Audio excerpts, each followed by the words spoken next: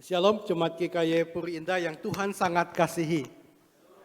Saya bersyukur kepada Tuhan hari ini boleh kembali berjumpa dengan saudara semua umat Tuhan. Dan bersyukur kepada Tuhan juga untuk sebuah rangkaian tukar mimbar yang telah dipersiapkan. Hari ini saya membawa salam sejahtera di dalam Tuhan Yesus Kristus. Dan juga salam hangat dari Jemaat GKY Cimone untuk saudara sekalian. Saudara sekalian, hari ini saya diberi sebuah tema yang sangat memberkati saya secara pribadi sebelum saya memberitakan kepada saudara sekalian, yaitu mengenai doa dan puasa. Saya kembali membuka bahan-bahan yang saya pernah khotbahkan dan ajarkan dan merefresh kembali itu dan memakai waktu juga untuk kembali mempraktekkan hal ini. Dan saya bersyukur kepada Tuhan untuk hal-hal yang indah yang Tuhan berikan.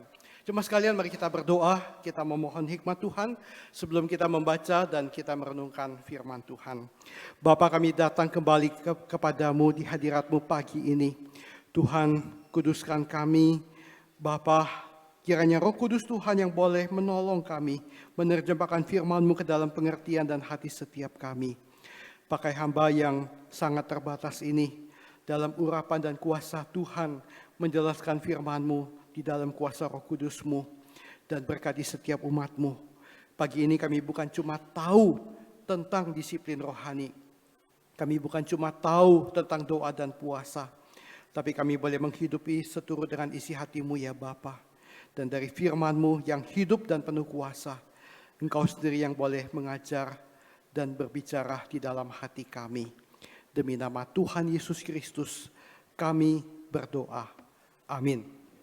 Cuma sekalian saya mengajak mari kita bangkit berdiri untuk membaca satu bagian Alkitab yang saya siapkan dari Matius pasal yang ke-6. Ayat yang ke-16 sampai 18. Saya akan membacakan ayat 16, saudara sekalian 17, dan ayat 18 kita akan membaca bersama-sama. Dan apabila kamu berpuasa, janganlah muram mukamu seperti orang munafik. Mereka mengubah air mukanya supaya orang melihat bahwa mereka sedang berpuasa. Aku berkata kepadamu, sesungguhnya mereka sudah mendapat upahnya.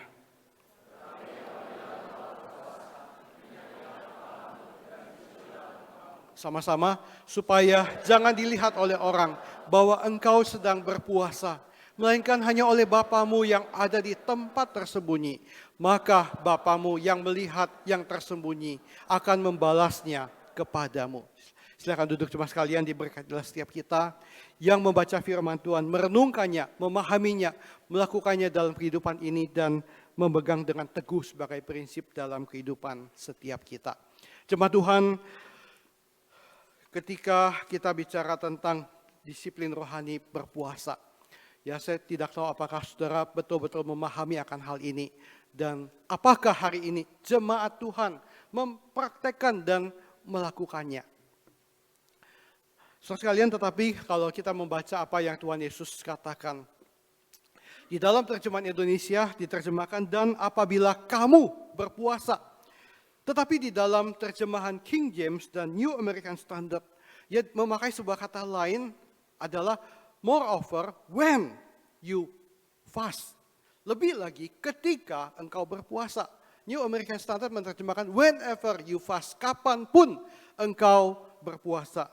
Terjemahan Mandarin, ni men jing se de sihou. Ya, waktu engkau berpuasa. So sekalian, itu berarti bahwa sebenarnya kata yang penting di dalam bahasa Yunani itu ya lebih tepat bukan diterjemahkan sebagai sebuah opsi apabila. Kalau apabila itu berarti boleh iya, boleh tidak. Boleh mau, boleh enggak mau. Bukan sebuah saran atau pilihan. Tapi sekalian di bagian ini ketika Tuhan Yesus mengatakan kalimat ini. Saya memakai sebuah kata yang biasanya agak negatif, take it for granted. Tapi ketika Tuhan take it for granted atas kita, itu berarti satu hal yang sangat indah, satu hal yang positif.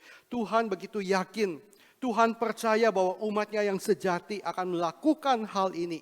Sehingga Tuhan nggak bilang apabila, ya kapan kalau kamu mau, kapan tidak, ya bila kamu mau, bila tidak. Tapi Tuhan mengatakan pada waktu, artinya apa? Tuhan yakin ada waktunya kita berpuasa. Kapanpun waktunya engkau berpuasa, whenever you fast. Artinya dia begitu meyakini. Orang Yahudi di zaman perjanjian lama. Umat Israel.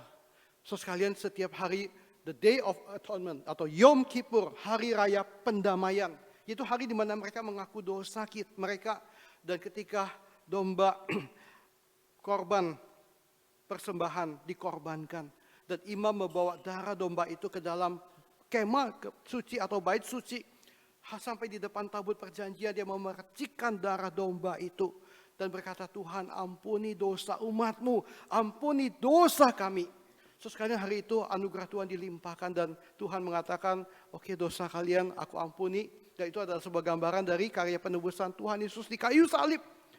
Dan satu hal yang sangat menarik ketika saya belajar tentang Yom Kippur adalah orang Yahudi pada hari itu tidak melakukan apapun juga. Apa yang mereka lakukan adalah berdiam dan tidak lakukan apa-apa. Karena anugerah itu datang dari Tuhan. Mereka hanya menunggu imam melakukan tugas selesai dan imam keluar akan mengangkat tangan dan menaikkan doa berkat di bilangan pasal 6. Ya, Tuhan memberkati engkau dan melindungi engkau dan seterusnya. Dan hari itu yang mereka lakukan adalah mereka berdoa dan berpuasa. Sebelum kita melanjutkan lebih jauh, saya akan menjelaskan beberapa hal yang keliru tentang doa puasa. Hari ini banyak orang salah paham tentang doa puasa. Ada banyak orang mengatakan, waduh, aku mau ya berdoa, minta Tuhan berkati usahaku. Aku mau berdoa supaya anakku bisa bekerja. Aku mau berdoa untuk memulai usaha. Doa puasa supaya Tuhan dengar doaku. Boleh sih, dan saya sangat percaya di dalam doa puasa ada favor Tuhan. Ada kuasa Tuhan yang menyertai kita. Tapi cara bekerjanya tidak sesimpel itu, saudara sekalian. Dan jangan sampai kita kemudian mengeneralisir sehingga kita salah paham. For sure, saudara sekalian, doa puasa itu bukan sebuah cara magis, ya, magical wizard, ya, simsalabim, maka itu terjadi. Doa puasa, maka Tuhan harus mengabulkan. Ya, untuk memanipulasi Tuhan melakukan apa yang menjadi kehendak kita. Itu bukan doa puasa, itu namanya demo mogok makan, maksa Tuhan memenuhi tuntutan Anda. Tuhan, gua nggak mau makan ini, nggak mau minum. Kalau Tuhan nggak kabulkan, gue nggak makan-makan biar gue mati sekalian. So, itu namanya anak ngambek yang memanipulasi orang tuanya. Ya, yang begitu yang kena dicewer sama Tuhan. Ya, ini anak belum ngerti ya, masih bodoh amat ya. Dan Tuhan tidak serendah itu untuk kita manipulasi, saudara sekalian. Jangan pernah ya kita berpikir seperti itu.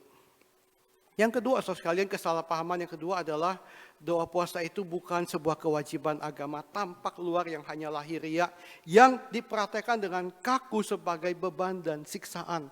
Aduh, gua mau nggak mau harus doa puasa karena memang itu kewajiban agama sih. Ya, saya lapar, ya walaupun saya sudah ada tukak lambung tapi harus berpuasa karena kewajiban. Kalau saya nggak lakukan, saya nggak dapat pahala. Ya, dan saya nggak boleh batal di dalam puasa saya. Ya. Dan itu menjadi sebuah beban berat. Murid-murid Yohanes Pembaptis pada zaman itu punya sebuah konsep yang masih keliru. Mereka pernah datang pada Tuhan Yesus dan menegur, berkata gini, mengapa kami, yaitu mazhab murid-murid Yohanes Pembaptis dan orang Farisi berpuasa, tapi murid-muridmu nggak berpuasa. Ya, nah ini gawat ini kalau sudah begini. Ya, ketika yang berpuasa merasa dia begitu rohani, yang nggak puasa dimarahin. Gitu. Yang nggak puasa lagi buka nasi bungkus, diambil nasi bungkusnya dibuang. Lu nggak boleh dong, ini lagi puasa. Nggak lihat gua lagi puasa, lu makan di depan gua gitu. Ini bukan sebuah spiritualitas yang sehat. Yang ketiga, saudara sekalian, berpuasa itu bukanlah sebuah prestise untuk kita membanggakan kerohanian kita. Dan ketika kita sudah melakukannya, baru sedikit aja kita merasa, wah gua lebih suci, lebih rohani dari yang lain. Seperti si orang Farisi yang ketika berdoa di bait Allah, di sampingnya, di belakangnya ada seorang pemungut cukai. Dan dia mengangkat tangan, dia berdoa, Tuhan aku bersyukur aku lahir sebagai orang Farisi, sebagai orang Yahudi asli. Aku berpuasa ya 2 kali seminggu, aku mempersembahkan persepuluhanku, aku melakukan segala korban bakaranku. Tapi orang pemungut cukai itu hanya berkata, Tuhan ampuni aku orang berdosa. Teman-teman, please ya, ketika kita mempraktekkan itu, jangan sampai spirit yang seperti ini yang timbul di pikiran kita. Dan puasa dengan sikap yang salah akan membuat kita merasa diri lebih rohani. Kita hanya melakukan sebuah aktivitas lahiriah dan bukan mengalami perjumpaan sejati dengan Tuhan. Dan kita seperti sedang mengumpulkan poin pahala dari Tuhan dengan apa yang kita lakukan. So, sekali bukan itu. Ya, beberapa hal yang kita akan lihat hari ini di dalam prinsip berdoa puasa. So, sekalian yang pertama adalah setiap kali ketika engkau berpuasa, bahkan ketika engkau berdoa tidak puasa pun, engkau harus datang di hadirat Tuhan dengan sebuah kerendahan hati, humbleness, dengan bertobat. Dan inilah yang dilakukan oleh orang Yahudi di hari raya pendamaian atau Yom Kippur. Tahun lalu ketika tanggal 7 Oktober, orang Israel diserang sama Hamas. Ya, dan mereka diculik, sebagian lagi anak-anak dibunuh, ada yang diculik, ada yang dibantai di tempat. Itu adalah hari raya Rosh Hashanah atau hari raya tahun baru orang Yahudi. Dan 10 hari sesudah Rosh Hashanah itu adalah Yom Kippur, hari raya pendamaian. Karena itu makanya mereka nggak langsung bertindak, nggak langsung balas, karena mereka akan melakukan, menuntaskan dulu ibadah, ya, pengampunan dosa yang mereka akan lakukan. So, sekalian, dan itu sebenarnya adalah sebuah gambaran ya dari karya penebusan Tuhan di kayu salib yang sudah Tuhan genapi ya bagi setiap kita hari ini. Dan di momen itu dikatakan inilah yang harus menjadi ketetapan untuk selama-lamanya bagi kamu, yaitu pada bulan yang ke-7 pada tanggal 10 bulan itu kamu harus merendahkan diri dengan berpuasa, dan janganlah kamu melakukan sesuatu pekerjaan baik orang Israel asli maupun orang asing yang tinggal di tengah-tengahmu. Teman-teman, sebuah penghalang yang terbesar manusia datang kepada Tuhan adalah kesombongan. Pride, si aku. Dan yang mengerikan adalah dosa kesombongan itu adalah dosa yang sangat tidak disadari oleh semua orang yang jatuh ke dalamnya. Saudara tidak pernah sadar ketika saudara sedang sombong. Tapi orang lain bisa tahu, Tuhan tahu dan Tuhan muak banget. Tapi kita nggak tahu, nggak sadar-sadar. Sama dengan orang yang rendah hati, dia nggak pernah merasa dia rendah hati. Orang lain melihat, ini orang rendah hati banget. Dia nggak pernah bilang, gue ini sudah cukup rendah hati loh. Ya, kalau ketika dia ngomong itu dia bukan rendah hati sejati, dan Tuhan tahu itu. So, sekalian, dan ketika sampai pada waktu kita dekat dengan Tuhan, kita mau berdoa, ya, seorang yang berdoa puasa harus mempunyai sebuah sikap hati, humble dan repent, rendah hati dan bertobat di hadapan Tuhan. Yang kedua, saudara sekalian, ketika kita berdoa puasa, Tuhan ingin agar kita mengasihi dan kita mengalami sebuah relasi yang intim dengan Dia. Yesus mengatakan bahwa ketika engkau berpuasa, ya, minyakilah rambutmu, basuhlah wajahmu, supaya orang lain tidak melihat engkau sedang berpuasa. Tetapi Bapamu yang melihat yang tersembunyi yang kau lakukan akan memberkati engkau. Wow. So, sekalian, ketika kita melakukan itu, kita bukan sedang melakukan untuk dilihat orang. Tapi kita sedang melakukan untuk bertemu Tuhan. Dan Tuhan menikmati kita. Tuhan menikmati hadiratnya di dalam hati kita. Kita mempersembahkan tempat yang maha kudus di dalam hidup kita hanya kepada Dia.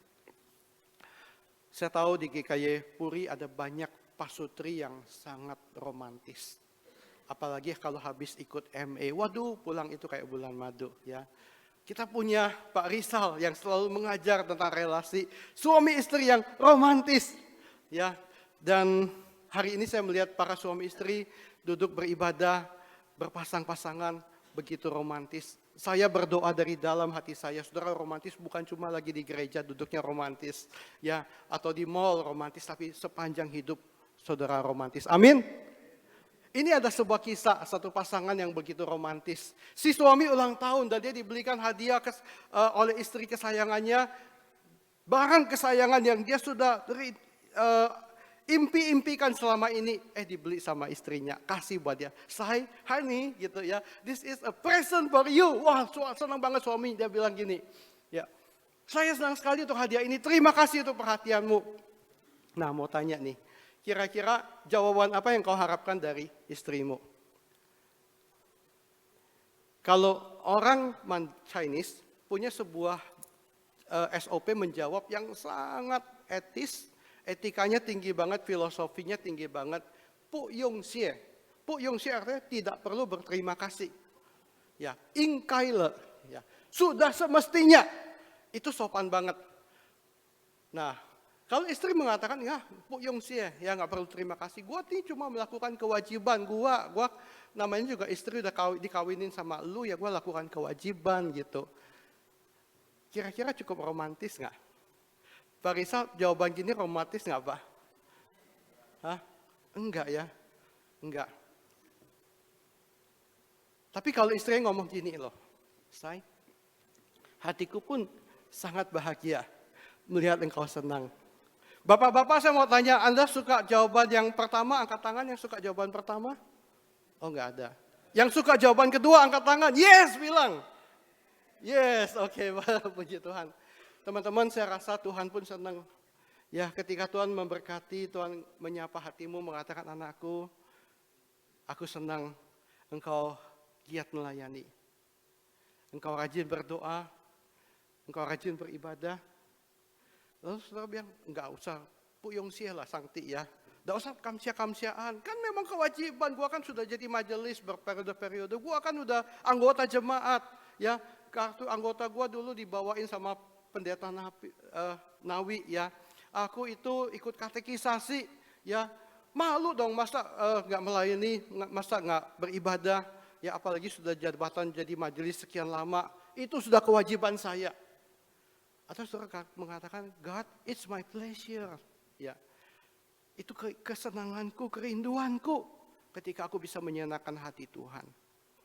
Teman-teman, saya rindu ketika kita berdoa, ketika kita berpuasa, lakukanlah ini sebagai wujud kasih-Mu kepada Tuhan. Loving God adalah satu hal yang sangat basic, sangat simple, tapi itu menyenangkan hati Tuhan. So sekalian, spirit yang ada di balik kedua percakapan ini, kalimat pertama adalah sebuah bentuk doa yang hanya sebagai kewajiban tanpa passion. Mengapa kamu hadir di kebaktian doa Rabu malam? Karena kewajiban. Karena disuruh sama pendeta, sama rekan-rekan yang ada, makanya gua datang. Malu kalau nggak datang gitu ya. Atau saudara merindukan Tuhan. Teman-teman, saya ingin mengatakan benih-benih perselisihan bisa muncul di dalam hal-hal yang paling agamawi. Hari ini sekte yang satu dengan sekte yang lain bunuh-bunuhan di agama yang lain. Tapi jangan berpikir di Kristen nggak ada. Di Kristen ketika sebenarnya minggu ini adalah minggu gereja-gereja Kristen seluruh dunia memperingati sebuah minggu yang penting namanya Minggu Reformasi. Karena tanggal 31 Oktober nanti kita merayakan Hari Reformasi 500 tahun lebih Martin Luther memulai gerakan reformasi. Dan thanks God, saya sendiri sangat bersyukur melalui gerakan reformasi kita kembali ya kepada Alkitab. Ya sola scriptura, hanya firman Tuhan yang menjadi acuan dan otoritas kita. Ya sola Kristus, hanya Tuhan Yesus juru selamat kita. Sola gracia, hanya anugerah semata-mata kalau kita boleh diselamatkan. Dan itu hal yang sangat basic, sangat penting kita dibawa kembali. Tapi di sisi lain kita nggak boleh tutup mata. Sebenarnya di dalam gerakan reformasi ada hal-hal gelap. Sisi-sisi kelam yang sangat memalukan, yang mungkin jarang diomongkan. Kita jangan ngomong-ngomong deh bagian itu, malu gitu. Tapi saudara sekalian, saya bersyukur untuk dosen-dosen yang pernah kuliah di Swiss, di Jerman. Ketika saya bertanya kepada mereka, Pak, kalau data sejarah ini bagaimana? Dia bilang, oh kalau di sana kami semua tahu, ini bukan sesuatu yang kita tutup-tutupi. Memang di Indonesia ini jarang dibicarakan. Tapi hari ini dengan perkembangan internet, kita bisa akses dan kita bisa belajar banyak. Saya bersyukur beberapa tahun yang lalu, saya membaca satu tulisan dari pendeta John Piper. Dan kalau yang tulis John Piper, saya sangat percaya itu bukan hoax, itu bukan sebuah bentuk provokasi. Karena dia adalah orang yang juga sangat reform. Ya. Tapi dia mengatakan ada sisi gelap yang kita harus malu. Contohnya adalah Zwingli. Zwingli adalah salah satu bapak reformator yang dihormati. Tapi ketika dia melakukan gerakan reformasi, dia bunuh-bunuhan sama pasukan Katolik. Karena memang pada konteks itu lagi perang. Tapi mereka bunuh-bunuhan di dalam nama Tuhan. Menyedihkan. Dan yang lebih menyedihkan ketika kelompok yang bersama-sama memulai gerakan reformasi punya pandangan berbeda. Muncul sebuah kelompok namanya Anabaptis yang mempercayai bahwa orang itu harus dibaptis bukan pada waktu anak bayi, tapi waktu dewasa sudah bisa state of faith menyatakan iman mereka baru boleh dibaptis. Dan terjadi sedikit perbedaan minor, bukan major, ya karena mereka sama-sama percaya Alkitab, sama-sama percaya keselamatan hanya di dalam Tuhan Yesus. Tapi di dalam perbedaan itu, Zwingli mengatakan, lu udah beda, lu bukan kelompok kami lagi, kamu sesat. Perang saudara sekalian. Dan yang terjadi adalah Zwingli mengatakan, oke, lu mau dibaptis 2 kali ya, anak waktu bayi sudah baptis, dewasa mau baptis lagi, gua baptis lagi yang 3 kali. Ditangkap ketika mereka kalah perang, ditangkap, diikat, dicemplungin ke dalam sungai, mati tenggelam. Dan itu dilakukan di dalam nama Tuhan oleh Ulrich Zwingli, Bapak Reformator. Itu adalah bagian yang sangat menyedihkan, sangat memalukan yang terjadi. Kita tidak menutupi hal itu, kita bukan sedang mengutuki mereka, tetapi teman-teman hal yang begitu nggak boleh terjadi lagi. Justru lewat sejarah kita mesti belajar, ada sisi kelam yang ketika salah dimaknai, itu mendukakan hati Tuhan. Teman-teman, dan hal-hal yang seperti itu masih berlanjut terjadi sepanjang abad di setiap zaman, di setiap tempat. Di setiap tempat yang namanya ada gereja, hal yang seperti itu bisa terjadi.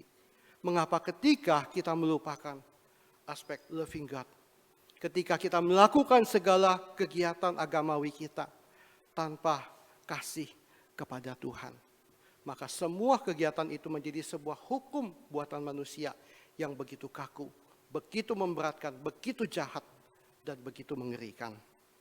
C.S. Lewis mengatakan, teman-teman tahu kan C.S. Lewis yang mengarang The Narnia Chronicle. Dia seorang sastrawan dan seorang teolog yang sangat baik. Dia mengatakan begini, di dalam area tugas dan kewajiban, komitmen kita, ya pelayanan mesti ada komitmen, betul. Ya menjadi pendeta mesti ada komitmen, menjadi jemaat mesti ada komitmen, betul itu. Tapi dia mengatakan begini, tugas dan kewajiban adalah pengganti sementara dari hasrat dan kasih kepada Tuhan dan sesama kita. Seperti halnya tongkat penopang yang menggantikan kaki. Let's say ketika seorang olahragawan, dia kakinya terkilir dan bengkak, ya lututnya bengkak, dia nggak bisa berjalan dengan normal, dia harus memakai tongkat penyangga, mungkin 2 tongkat, dan untuk satu waktu dia harus memakai tongkat itu. Tetapi dalam perjalanan waktu ketika kakinya udah pulih, dia udah bisa meloncat kembali dengan kekuatan yang penuh, dia bisa lari dengan kekuatan penuh. C.S. Lewis mengatakan maka adalah sangat konyol kalau tongkat itu masih terus dibawa-bawa, dipakai gitu ya. Ya lepaskan tongkat itu dan kau kembali lari dengan kakimu yang sehat. Begitu juga dengan hubunganmu dengan Tuhan. Sometimes memang mungkin hasrat kita, iman kita bisa mundur. Ya bisa pasang surut karena kita manusia yang begitu lemah, begitu terbatas. Di momen itu kita memakai komitmen, kita memakai scheduling, kita memakai disiplin, atau kita minta orang tolong bantu kita, ingatkan kita. Kalau kita minta teman kita, menopang kita, mendoakan kita. Tapi ketika engkau sudah pulih kembali dalam hubunganmu, mencintai Tuhan, loving God, ya lakukan itu sebagai wujud imanmu yang pertama. Bagian berikut, Tuhan mengundang kita hari ini untuk mengasihi Dia, dan bukan sekedar menjalankan kewajiban agama. Saya berdoa hari ini, saudara semua ada di ruangan ini datang beribadah di kebaktian umum kedua GKY Puri Indah. Baik anak-anak remaja yang luar biasa, ganteng-ganteng dan cantik-cantik, nyanyinya bagus, maupun jemaat Tuhan yang hari ini datang.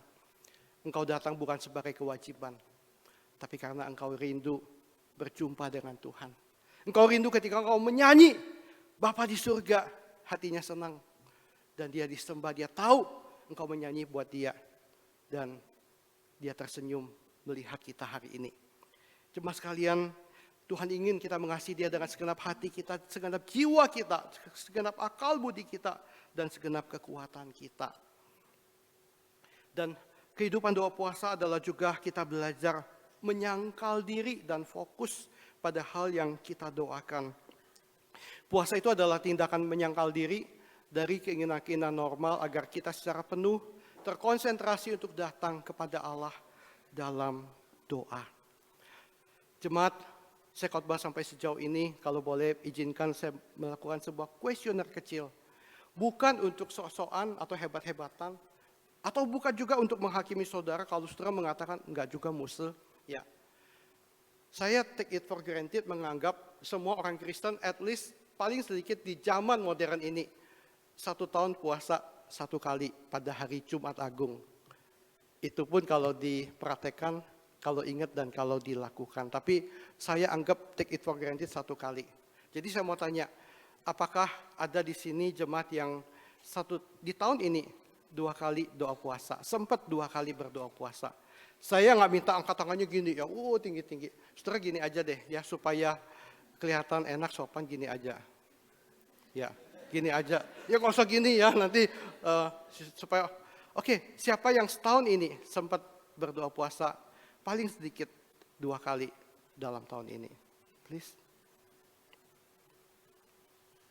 Puji Tuhan. Thank you. Puji Tuhan. Oke. Kira-kira saya masih perlu lanjutkan khotbah ini.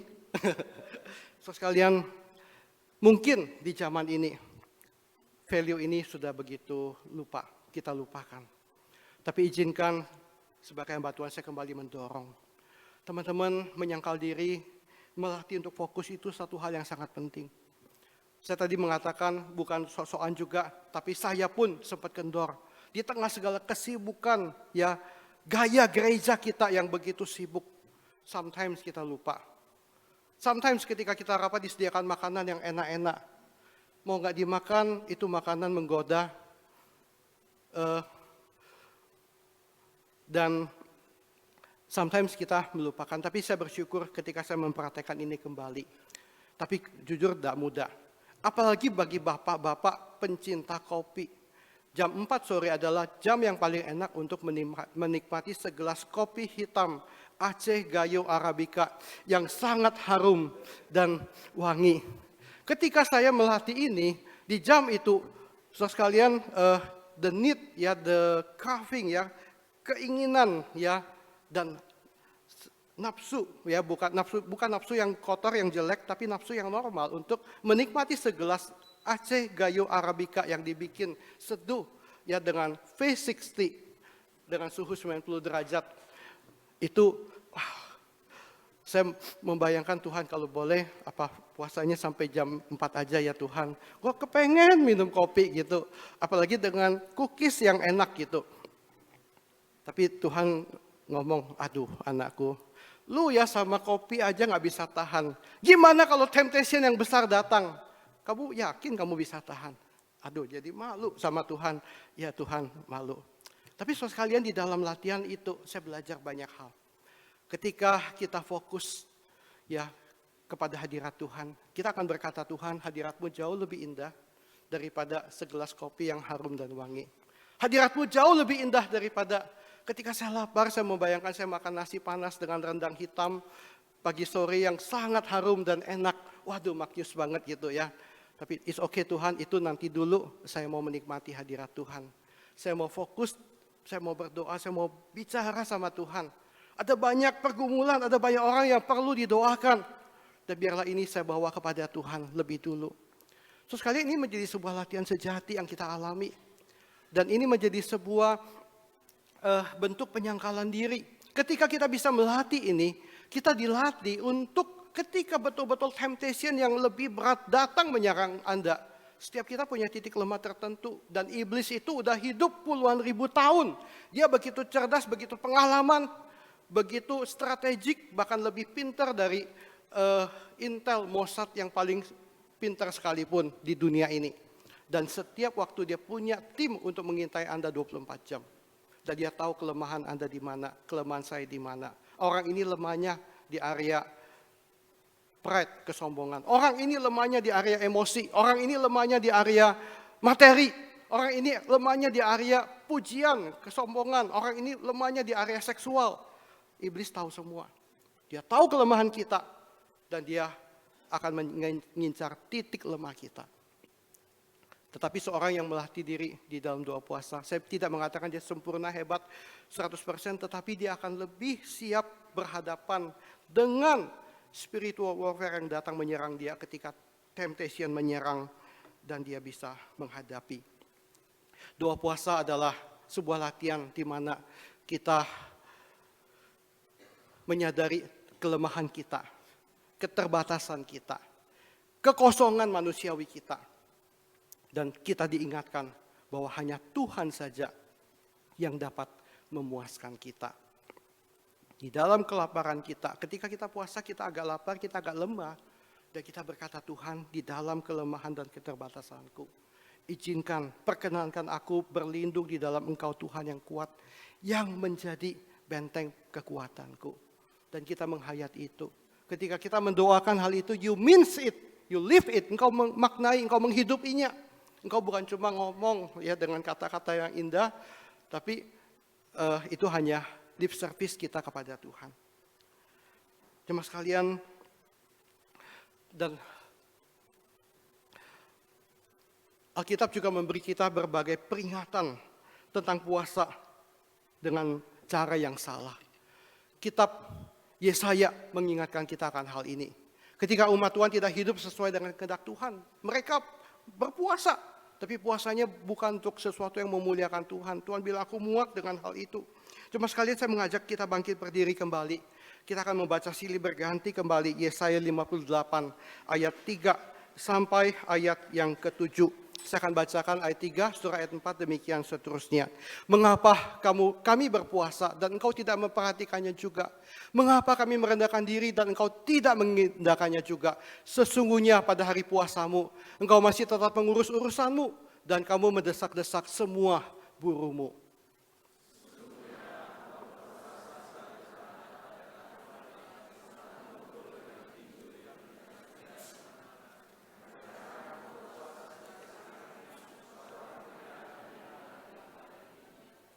Sungguh-sungguh inikah berpuasa yang kukehendaki dan mengadakan hari merendahkan diri.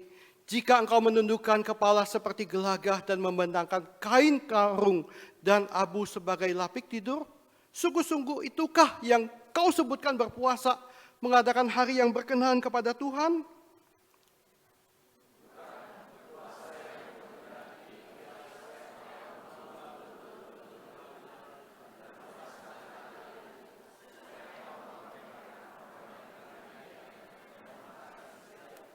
Sama-sama, supaya engkau memecah-mecah rotimu bagi orang yang lapar dan membawa ke rumahmu orang miskin yang tak punya rumah. Dan apabila engkau melihat orang telanjang, engkau memberi dia pakaian dan tidak menyembunyikan diri terhadap saudaramu sendiri. Silakan duduk cuma sekalian. So sekalian, loving God yang menjadi dasar, dan ketika itu ada di hati kita dan kita melakukannya, itu baru menjadi sesuatu yang menyenangkan hati Tuhan. Tuhan tidak ingin sebuah ritual lahiriah yang hanya kelihatan secara kasat mata, tapi hati kita jauh dari Dia. Berpuasa adalah sebuah keadaan di mana kita sedang berhadap-hadapan dengan Allah. Mempersembahkan seluruh waktu kita yang biasanya banyak kita gunakan untuk makan, belanja, nonton televisi, dan yang lain-lain. Dan teman-teman, ketika kita berlatih berpuasa, bukan hanya kita stop makan atau minum kopi atau minum sesuatu yang menyenangkan kita. Tapi ada baiknya juga mungkin kita kurangin permainan kita dengan HP, dengan medsos. Kita kurangin kata-kata kita yang mungkin selama ini begitu mudah, kasar, dan terlontar. Kita belajar mengendalikan, dan itu akan membentuk hidup kita. Puasa mengingatkan kita bahwa kita peduli kepada jiwa kita, our soul, nefes dalam bahasa Ibrani, ya. Gereja kita, dunia di mana kita berada, dan bahkan kehendak Tuhan dalam hidup kita. Dan satu hal yang terakhir lagi adalah berpuasa itu sangat dibutuhkan ketika engkau menghadapi peperangan rohani, spiritual warfare. Teman-teman, melalui disiplin rohani berpuasa, kita memperlengkapi diri untuk menghadapi peperangan rohani. Dan Alkitab mengatakan, banyak bagian Alkitab menjelaskan hal ini. Efesus pasal 6, peperangan kita bukan melawan darah dan daging, tapi melawan roh-roh jahat, penguasa-penguasa ya di angkasa. Itu adalah iblis dan kroni-kroninya. Dan ketika kita melatih berdoa puasa, kita akan lebih peka kepada dosa yang datang mengintai kita, godaan, temptation yang datang menyerang kita, dan tipu muslihat iblis yang memanipulasi kita. Tadi saya mengatakan di awal bulan ini ketika saya mulai mempertimbangkan dan mulai melatih beberapa kali. Tuhan mengizinkan satu pelayanan yang sangat unik. Tiba-tiba ada jemaat yang datang cerita ke Sumu bahwa dia mengalami serangan kuasa gelap. Kita heran, waduh, zaman gini ada yang begitu ya. Kadang-kadang di konteks dunia modern, bahkan di konteks gereja Protestan seperti kita, hal gini jarang. Tapi kalau pelayanan di ujung bumi ya, di daerah-daerah yang masih banyak penyembahan berhala, mungkin hal ini sering kita hadapi. Dan dia mengatakan bahwa ada fenomena yang sangat aneh, ada ular hitam tiba-tiba muncul di rumah, lihat lagi nggak ada. Ketika dia batuk, ditarik keluar ada sejumput rambut dari tenggorokannya. Waduh, ini bukan main-main lagi. Teman saya cerita, wah dulu saya juga pernah ketemu yang gitu di Ambon waktu didoain, dia batuk yang keluar kodok, wah gitu. Terus waktu mau ditangkap hilang kodoknya. Saya bilang, waduh, coba kalau lu tangkap bisa sekalian masak suike itu dimakan, dukunya langsung gosong. Terus sekalian, dan ketika kami menghadapi tantangan itu, kami berdoa. Semua mengatakan saya percaya orang ini dalam lindungan Tuhan karena semua yang terjadi tidak melukai dia. Tapi itu keluar walaupun itu membuat rasa takut seperti sedang mengintimidasi. Tapi Tuhan itu menjadi sebuah cara Tuhan ingatkan kamu lagi diserang dan kamu harus lebih dekat pada Tuhan. Dan semua menguatkan dia dan juga saya mengatakan Tuhan pasti punya rencana untuk orang ini. Dan kemudian ketika kami berdoa lagi, kami sampai pada kesimpulan, kalau Tuhan izinkan ini terjadi dan orang ini kami layani, Tuhan juga punya rencana buat kami untuk belajar lebih peka, lebih bersandar. Ketika kami menghadapi itu, kami menyadari bahwa titel teologi yang kami dapatkan, segala seminar, pembekalan yang ada, kepandaian dan karunia talenta yang ada nggak ada guna kalau bukan kuasa Tuhan yang menyertai. Karena hanya kepada Dialah kita bisa berkemenangan ketika menghadapi yang seperti ini. Cuma sekalian saya ingin mengatakan di zaman modern ini, hal begini ada. Dan jangan kira nggak ada. So sekalian di dunia marketplace, khususnya orang-orang yang usaha makanan, ada yang bilang itu ada yang baru buka makanan, nggak laku. Karena apa? Pelangganan yang lewat nggak lihat. Ternyata dikerjain sama restoran yang sebelah yang begitu laku tapi pakai kuasa gelap. Hal itu bisa terjadi, saudara sekalian. Ini bukan hoax, bukan takhayul, hal begitu nyata di dunia ini. Dan saudara sebagai umat Tuhan, engkau harus berdoa, bersandar penuh pada kuasa Tuhan. Di dalam hidupmu, di dalam keluargamu, di dalam pelayananmu, di dalam usaha pekerjaanmu, di tengah marketplace dunia yang kotor dan jahat ini, engkau harus bersandar penuh pada kuasa Tuhan, agar engkau boleh berkemenangan. Dan di area ini kita perlu berlatih. Ketika engkau merasa mungkin ada sesuatu yang gak beres, pakailah waktu untuk berdoa puasa. Kita hidup di tengah zaman yang sangat mudah. Saudara yang tinggal di Puri, semua makanan setiap daerah ada. Dari mie Aceh, mie Medan, mie Jambi, mie Palembang, mie Lampung, mie Makassar, mie Pontianak, dan semua bakmi-bakmi yang itu baru bakmi loh. Belum lagi makanan yang lain. So sekalian, kalau saudara mau menikmati semua ya, tiap hari pindah restoran bakmi pun 1 tahun gak habis itu dikelilingin satu Jakarta. Tetapi saudara sekalian, apakah kita hidup hanya untuk makan? Ada waktunya, ya seperti Tuhan Yesus katakan bahwa manusia hidup bukan dari makanan saja, tapi dari firman Tuhan yang datang dari Tuhan. Bagian yang terakhir, ya di dalam Alkitab, memang apa yang terjadi di dalam dunia roh tidak selalu diungkapkan belak-belakan. Tapi kitab Daniel memberikan kita sedikit insight. Alkitab mengatakan bahwa Daniel berdoa 3 minggu penuh, 21 hari. Dikatakan kalau bagian sebelumnya dia mengatakan makanan yang enak, aku tidak sentuh, aku tidak berurap, ya, tidak memakai minyak. Mungkin zaman itu, konteks zaman itu tidak mandi. Ya. Dan aku berdoa puasa di hadapan Tuhan. Dan di hari ke-21 dikatakan bahwa seorang malaikat datang kepada Daniel, lalu katanya kepada Daniel, jangan takut Daniel, sebab telah didengarkan perkataanmu, sejak hari pertama engkau berniat untuk mendapat pengertian, untuk merendahkan dirimu di hadapan Allahmu, dan aku datang oleh karena perkataan itu. Hari pertama Tuhan sudah utus tuh malaikat datang. Nah ini yang kita nggak ngerti ya, malaikat itu mestinya sangat powerful kan, dan lebih lagi Tuhan itu Almighty, ya, maha kuasa. Tetapi Tuhan izinkan something yang terjadi di tengah-tengah ini, di dunia roh, ya di angkasa. Ya, malaikat itu bilang gini, dari hari pertama gue udah diutus ya untuk datang. Tetapi pemimpin kerajaan orang Persia ini bukan Kaisar Persia zaman itu ya, bukan Darius atau Xerxes atau yang lain, tetapi ini adalah setan yang berkuasa untuk wilayah Persia. Berdiri 21 hari lamanya menentang aku, dan kemudian Mikael, malaikat yang lain, salah seorang dari pemimpin terkemuka datang menolong aku, dan aku tinggalkan dia di sana berhadapan dengan raja-raja orang Persia. Untung Daniel tekun dalam doanya. Kalau dia bilang, aduh gua udah doa 1 minggu, lapar ini, gua udah pengen makan ya sop kaki kambing atau kambing guling yang disediakan istana raja Babel. Wow, ya. Dan dia stop, ya, dia nggak dapat jawaban ini. Atau 2 minggu, udah 2 minggu ini udah bosan. Tapi ketika dia bertekad, Tuhan aku mau berdoa, puasa 21 hari atau mungkin lebih, ya, dan itu menjadi sebuah kenikmatan yang dia nikmati. Dia mendapatkan sebuah jawaban dan berkat yang Tuhan berikan. Dan malaikat itu bilang, lalu aku datang untuk membuat engkau mengerti apa yang akan terjadi pada bangsamu di hari terakhir, sebab penglihatan ini juga mengenai hari-hari itu.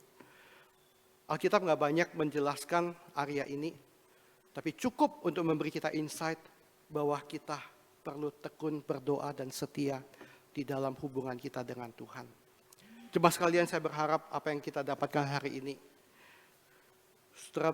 sesudah mendengar pengajaran dari firman Tuhan, saya berharap saudara nggak cuma ngomong, gue udah tahu tentang doa dan puasa tuh kapan itu ada dikhotbahkan sama pendeta dari Cimone namanya Gabriel. Ya masih ingat-ingat dikit lah gitu, tahu tentang itu. Saudara sekalian, saya tidak berharap itu. Saya berdoa dari kedalaman hati saya, biarlah apa yang kita dapatkan dari firman Tuhan boleh mendorong kita menghidupi disiplin rohani berdoa dan puasa. Dan kalau boleh, ambil waktu, ambil tekad lakukan itu. Ketika, let's say di masa-masa Lent menjelang Jumat Agung, 40 hari sebelum Jumat Agung kita boleh melatih itu. Atau mungkin ketika saudara ingin evaluasi di akhir tahun, sebelum melangkah ke tahun baru, ambil waktu, Tuhan aku mau berdoa untuk hal ini, dan aku mau komit datang di hadirat Tuhan. Atau ketika waktu-waktu yang lain, engkau mengatakan Tuhan aku mau melatih hal ini. Dan jadikan itu sebagai sebuah disiplin pribadi. John Wesley punya sebuah kesaksian yang sangat indah. Ketika di masa dia kebangunan rohani terjadi, dan dia mendirikan sebuah denominasi namanya Metodis. Hari ini kita sedih melihat perpecahan Metodis di Amerika karena ada pemimpin denominasi yang LGBT, ya, yang transgender bahkan, dan kemudian karena perbedaan itu mereka bentrok, mereka pecah, dan itu bukan menjadi kesaksian yang baik bagi dunia hari ini. Tapi di zaman John Wesley, gereja Metodis dipakai Tuhan luar biasa. Dan John Wesley punya sebuah disiplin, semua hamba Tuhan Metodis di zaman dia ketika dia masih hidup harus berdoa puasa setiap Rabu. Dan itu menjadi komitmen mereka untuk berdoa bersama bagi penginjilan sehingga Injil bisa diberitakan di seluruh dunia. Dan itu adalah momen tonggak sejarah di mana revival terjadi dan Tuhan memakai mereka. Saya percaya kalau hari ini jemaat Tuhan komit, ayo kita berdoa puasa. Tuhan boleh menangkan ya seluruh Jakarta lewat GKI Puri dan semua gereja Tuhan yang ada. Dan terjadi revival berikut di zaman ini. Ya, itu bukan hal yang mustahil. Mari saudara sekalian, biarlah apa yang kita dengarkan hari ini menjadi latihan yang kita boleh praktekkan. Kita berdoa. Bapak, terima kasih untuk firman Tuhan hari ini. Bagian yang sederhana yang hamba bisa sampaikan dengan semudah mungkin untuk dimengerti. Tuhan kuduskan. Dan Bapak, pakai ini untuk boleh mendorong kami, membangkitkan kerinduan dan passion di dalam hati kami, untuk kami boleh datang di hadirat Tuhan, berdoa dan berpuasa bersama Tuhan. Berkati Tuhan jemaat-Mu di tempat ini dengan anugerah yang melimpah, dan tangan Tuhan boleh terus menjaga, menopang setiap kami. Demi nama Tuhan Yesus kami berdoa. Amin. Tuhan memberkati.